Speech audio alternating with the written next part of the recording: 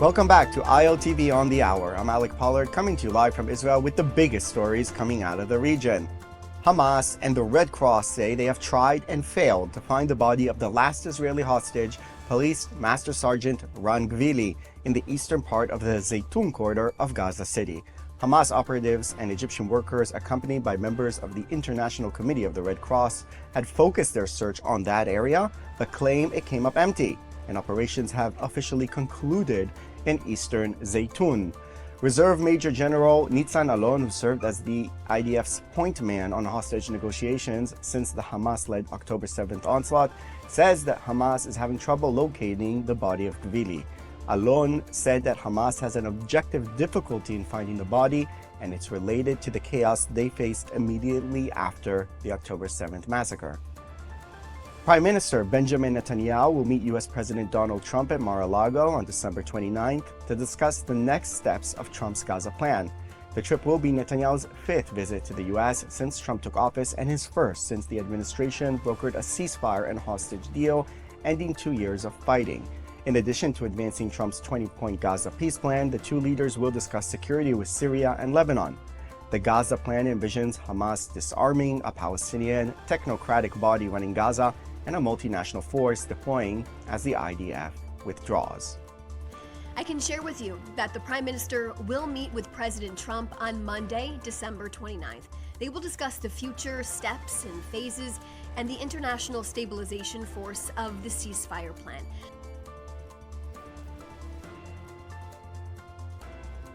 The IDF confirms carrying out a wave of airstrikes in southern Lebanon, saying it targeted Hezbollah sites, including a training facility used by the terror group's elite Radwan Force. According to the military, the Radwan Force training and qualification compound was used by the terror group to plan and advance attacks against Israel. In addition, several buildings used by Hezbollah and a rocket launching site in southern Lebanon were hit. The army said the targets that were struck and the military training conducted in preparations for activities against the State of Israel constitute a violation of the understandings between Israel and Lebanon and a threat to the State of Israel.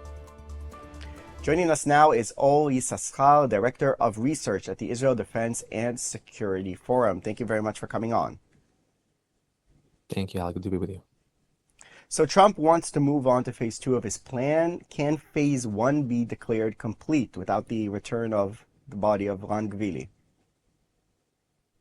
No, and let me make myself clear when I say that there is a lot at stake here, and Israel has every right to insist on holding and really fulfilling the terms of the deal to the letter. I remind you and the viewers that per the deal, Israel should be getting the entire cabal of hostages held by Hamas, dead and alive. Israel has fulfilled its side of the bargain. It's released almost 2,000 terrorists into Gaza. And so Hamas has released, indeed, all of the living hostages in one day. Bodies later followed. And the mortal remains of the deceased are a central part of Israel's demands. This is exactly what Israel demanded and what President Trump signed and what 59 Muslim and Arab nations in the world agreed to and signed as well. So Israel has every right to insist that Ran Gvili comes back home. And to be honest, this is just phase A, because phase B, everyone understands, needs to include the complete dismantlement of Hamas. No Israeli government and frankly no U.S. administration will accept anything short of the complete dismantlement of Hamas as a precondition to moving forward. But the disarmament of Hamas, realistically, nobody's able to achieve that. Nobody's able to do that. Certainly not these international forces that are being talked about. Maybe, Indonesia, Azerbaijan, they're not going to fight Hamas to make them disarm. So doesn't that mean that this entire thing is just going to hit a dead end very soon? Well, there's only two options so far as we can tell. We can work with our options. Option A, as you described it, as the ISF, the International Stabilization Force, will go in and dismantle Hamas. We hear about those forces from Azerbaijan, Turkey, which is a destabilizing force of its own, Indonesia, all these other countries. There's no serious person in the world who would ascribe the dismantling of Hamas on these fighters. And option B would be the IDF. Of course, option C I didn't mention is that Hamas voluntarily disarms. And Khaled Mashal, Razi Ahmed, and other his senior Hamas officials have already made clear that it is not in their intention to dismantle. And so I think the only option that remains is really that the IDF resumes the fighting and dismantles Hamas. We don't think that is it too much to ask after October 7th. What about, though, the international support for such a move, particularly from President Trump and the United States? After 2 years of fighting, there was tremendous pressures on Israel to end the war. Some people might even say that Hamas, or rather Trump, bailed Israel a little bit out of the rough situation by getting that deal of getting all the hostages home. How could Israel proceed with such an operation considering the international arena at the moment? Look, reality has shifted. This is not the same world as before the October deal.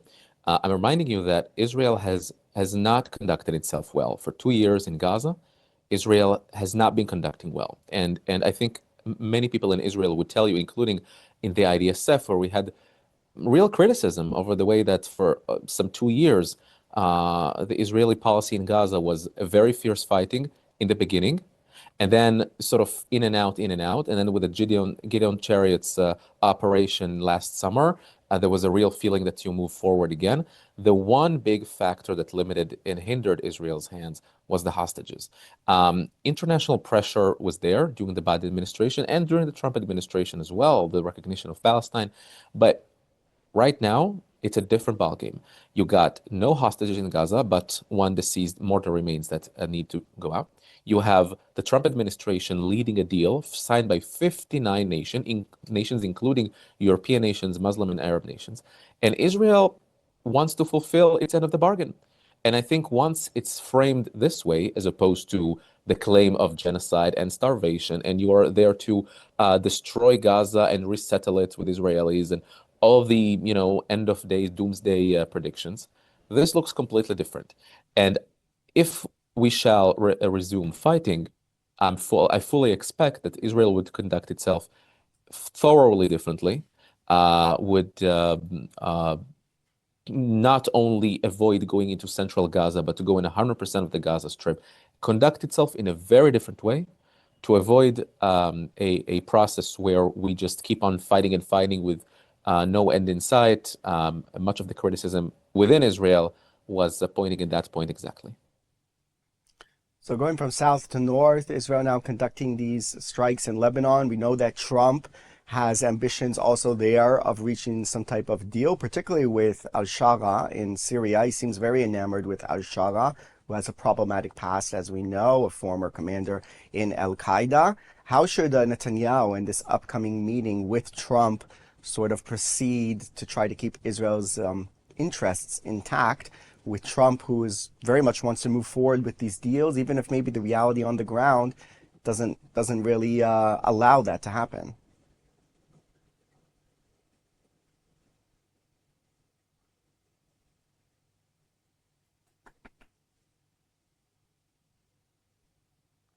We seem to have a sound problem at the moment. We can't hear our guest. Just a little technical malfunction here. Can you hear me now? We can hear you now. Sorry for that. So yeah, Fantastic. please. Sorry, apologies. From the top. Yeah. Sorry about that. Yeah, well, problematic past is, I guess, your understatement for today. You can say about someone who was involved in scandals in the press or some bad PR in the past. This guy was a member of Al-Qaeda and founded his own terrorist group. Was involved in particularly heinous and sadistic acts of terrorism, but he changed, allegedly, on the outside. And in any event, he reached power and he wants to make deals.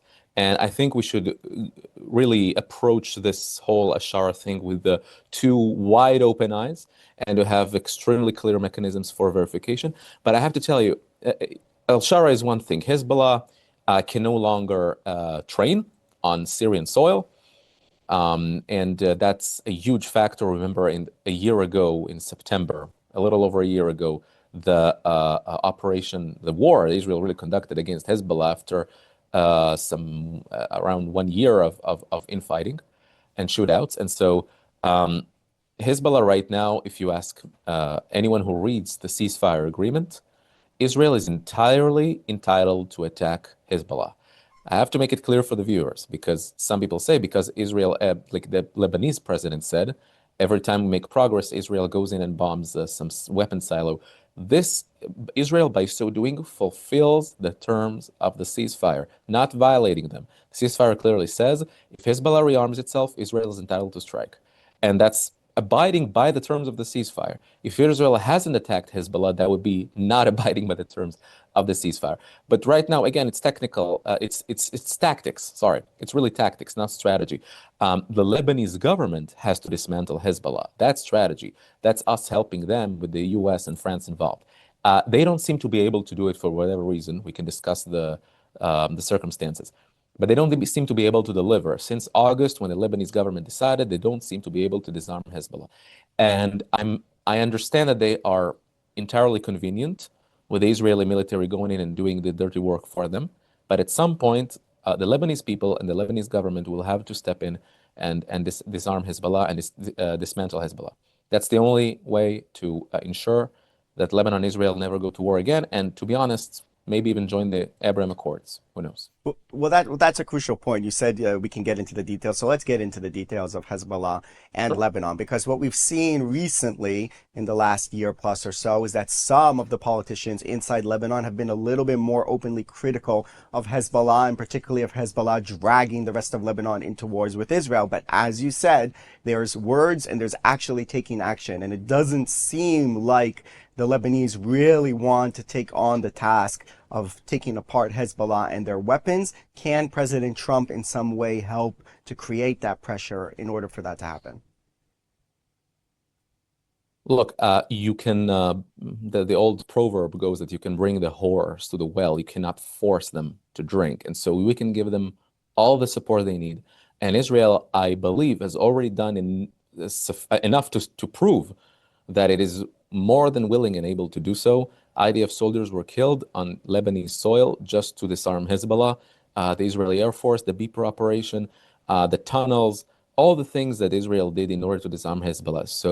So far, we have Israel that has been doing pretty much all the work, and Lebanese government who doesn't do much.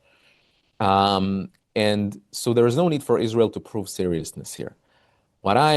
We hear, as you said, the foreign minister of Lebanon, other Christian elements, there's a Christian party over there that is very vocal against Hezbollah. You got Druze elements, who some of them, like John Balat, who are in and out, but pretty much are disavowing Hezbollah. It depends on what day of the week we are talking about. But all in all, the other ethnic groups in Lebanon dislike Hezbollah and what they've been doing to Lebanon.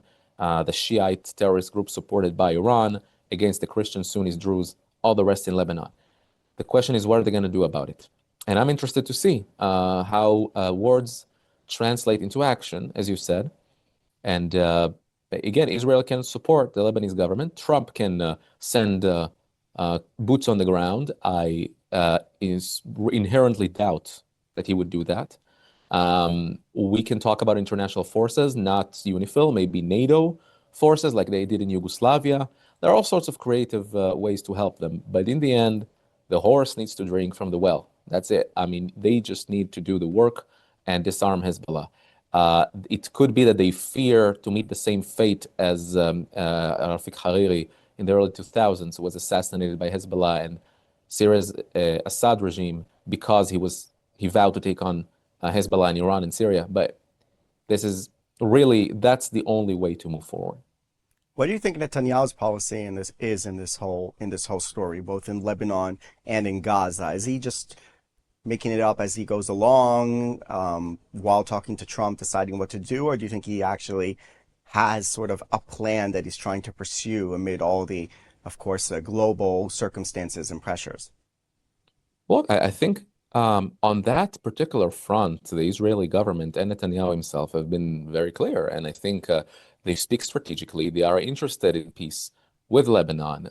There is, I don't know if to call it an open love affair, but that's certainly Israel and Netanyahu voiced their interest in normalization with Lebanon. And if I hear the Lebanese president correctly, he didn't rule out, Joseph Aoun didn't rule out peace with Israel. We all understand who's the elephant in the room here. That's Hezbollah. And so they have to make a determination. And Israel has already proved, as I said, that it's willing to pay with blood and treasure.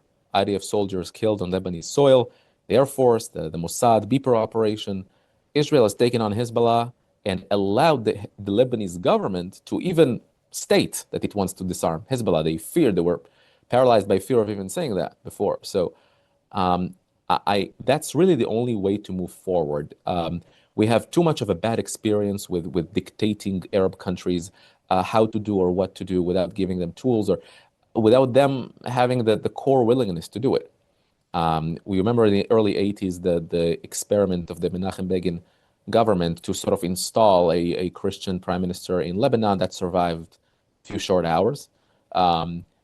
It cannot be an artificial attempt to install a top-down government. It has to be organic, bottom-up from the Lebanese people by the government itself to really disavow Hezbollah. We called it in the IDSF, in the report we issued, we called it de-Iranization of Lebanon, to take out Iran from Lebanon, disarm Hezbollah, move forward. If they're unable to do it, then we should assist them, but they have to be involved. What do you think about Netanyahu's consistency regarding Gaza and how he's going to deal with the summit with Trump? Yeah, I hope that we move on to phase B, but in a way that benefits Israel. So phase B means, of course, the dismantlement of Hamas, demilitarization of Gaza. The Palestinian Authority cannot be part of the future of Gaza unless it goes through a series of really in-depth reforms that you and I both know that it's incapable of doing. And so that's the real issue now. What kind of future we choose for the Gaza Strip. I have to say both Netanyahu and Israeli governments for generations have avoided, at least a decade, avoided tough decisions about Gaza. And I think after 2 years of war, when they have been leading really a very consistent policy, I think now we have the conditions to move forward. We have the conditions to, with no hostages, except for Gvili, which will be found, I pray and hope. But we have no living hostages. We have an international backing to dismantle Hamas, to demilitarize Gaza. It's exactly what we should do. And I think it would be also appropriate for the European nations that were involved not to accuse Israel of doing anything other than demilitarize Gaza. There is no interest in Israel to commit genocide, to go on do starvation in Gaza. That's really not the point. They should be honest with themselves. You want peace and security in the Middle East, it starts by demilitarizing Gaza. And we should recognize that it's also the interest of the Arab world to get rid of the offshoot of the Muslim Brotherhood. This is Hamas in Gaza. I'm reminding you, Saudi Arabia, Egypt, all these countries have disavowed the Muslim Brotherhood. Only Israel, it seems, was interested enough to even add them to a government at some point. And so the decision has to be clear. Dismantle Hamas, demilitarize Gaza, and that's really not too much to ask after October 7th. All right, Yissachar, thank you very much from the Israel Security and Defense Forum for coming on. Thank you for having me. What began as a municipal tax collection operation has turned into a diplomatic firestorm after Israeli police raided the UNRWA compound in East Jerusalem, removing the UN flag and raising the Israeli flag over the site. Police officers backed by municipal enforcement teams entered the complex, seizing furniture, computers, and documents. Authorities say it was a standard debt collection operation, citing more than 11 million shekels, around $3 million in unpaid city taxes. They say UNRWA ignored multiple warnings. The building has been empty since January after Israel implemented new 2024 laws banning UNRWA from operating on Israeli territory following allegations of Hamas ties, incitement in schools, and evidence that terror groups use UNRWA facilities during the war. UNRWA, an acronym for the United Nations Relief and Works Agency for Palestine Refugees, are calling the raid a direct violation of international law.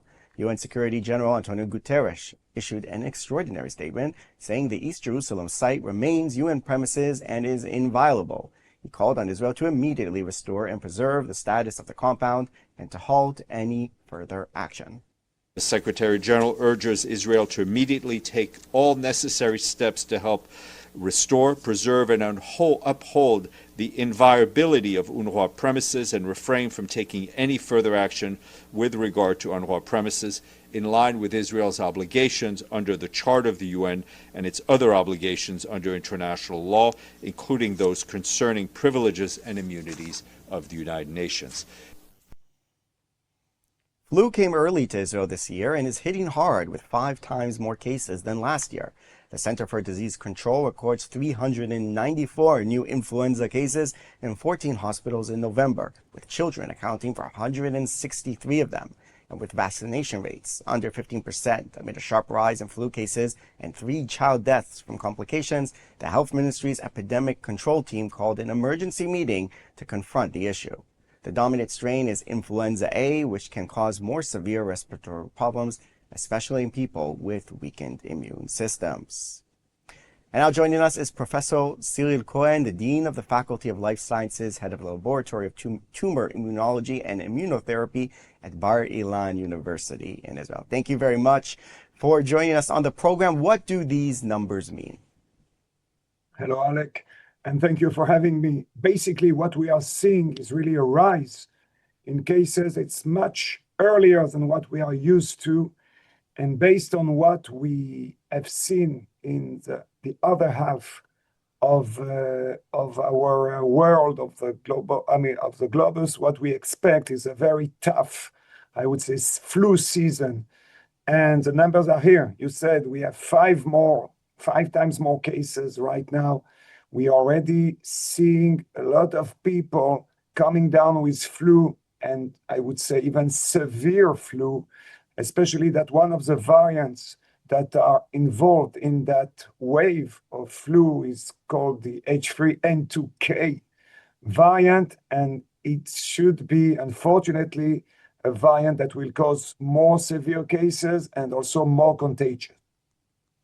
Right, so how should Israel respond to this situation? I mean, there are calls now of a kind of state of emergency, getting more vaccinations. What should be done? So definitely vaccination is our, I would say, only defense at this point against flu. We have seen extreme measures in other countries, like, for example, the UK, that has declared in some parts some shutdown of schools. It reminds us of COVID. And unfortunately, at this point, besides vaccinations, there is not much to do.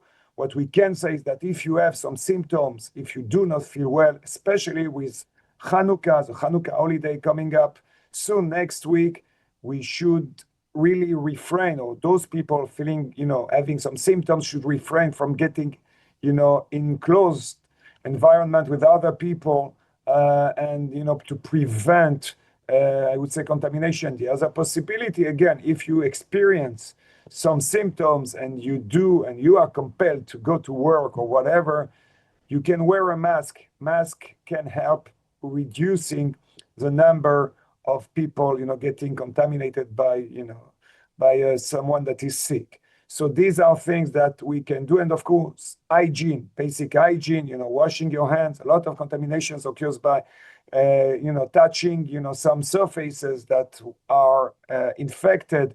So this is also something that people should bear in mind. I think people have a bit of fatigue from masks from the COVID period. I would ask, though, because of COVID, people kind of forgot that flu is dangerous. How do you compare, for instance, mortality rates of COVID versus flu?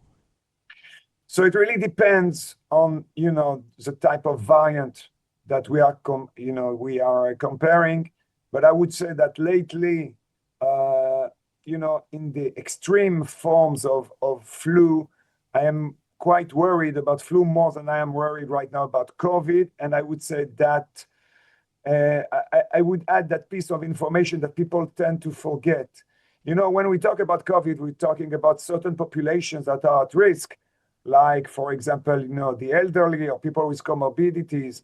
But people forget that for flu, another population at risk, and you mentioned that, are children Mm-hmm. under the age of 6, which we haven't seen with COVID. And therefore, we already have, unfortunately, 3 people or 3 children under the age of 6 that died of flu. and unfortunately, we should expect more. So therefore, again, when we're talking about flu, we have to take into account that flu can be deadly for children. Yeah, that's an excellent point regarding the children because they have a weaker immune system than grown-ups. So what can be done specifically to protect the children, and how does vaccination work with children in regard to flu? So basically, vaccination is the same as adults. You can get a flu shot. In Israel, there is a possibility also to get what we call an attenuated flu version, that is through nasal spray for children, especially if children are afraid from injections. Therefore, it is really recommended to get vaccinated. The vaccine gets, I would say, its efficiency by, between 1 to 2 weeks after vaccination. So don't wait for that. Just go to your provider, healthcare provider, and get that vaccine. And basically, usually, those vaccines are known. These are vaccines that, have been given to the population for several years. So we really need, to get more people vaccinated because, as you said, only 10 to 15% of the population got its flu vaccine right now. And this is not enough to help preventing severe disease. And I will also add that piece of information. Based on last year, the flu vaccine was able to prevent 80% of severe cases in children. So it's really, really a way to combat and help children, or prevent them from getting the flu. Just briefly, because we have to wrap up, is there a minimum age at which you can do a vaccination for flu? I mean, what is the minimum age that you can do that procedure? Yeah. So usually you should be above, a few months, like 6 months to 1 year. But you should ask your healthcare provider, your health doctor about, particular, flu vaccines for that. All right. So Professor Cyrille Cohen was head of the immunotherapy department at Bar-Ilan University. Thank you very much for those important pieces of information. And parents and everyone, take care because the flu is coming this winter and you have to stay healthy and safe. Thank you. Thank you, and stay healthy. Storm Byron hit Israel overnight with intense rainfall, marking the start of a rapidly intensifying weather system. The north was particularly hard hit, Nahariya reporting 43 millimeters of rain, while Tel Aviv got only 15 millimeters. Meteorologists warn this is only the first wave, with 100 to 200 millimeters expected in coastal and lowland areas over the next 48 hours. Rainfall is forecast to strengthen tonight and spread nationwide by Wednesday afternoon, with temperatures dropping and storm conditions intensifying. The peak is expected Thursday evening through Friday morning, with cold intermittent rain continuing into the weekend. The Israel Nature and Parks Authority has issued urgent warnings, including a full ban on entering riverbeds and avoiding stream banks due to risk of sudden collapse. Storm Byron has already caused extensive damage in southern Greece and Cyprus, with widespread flooding and major disruption to transportation networks. And now a word from our sponsor, Hadassah. 3 million Israelis are dealing with trauma since October 7th. To help Israelis heal, Hadassah is there, with the largest rehabilitation center in Jerusalem, world-renowned medical centers, and youth villages. It's said, saving a life saves the world. Imagine helping millions. This is Hadassah, a life-changing force in Israel and the world. And that's a wrap for this edition of ILTV on the Hour. You can scan the QR code on your screen for all the latest updates coming out of Israel with our ILTV app. I'm Alec Pollard. Thank you very much for watching.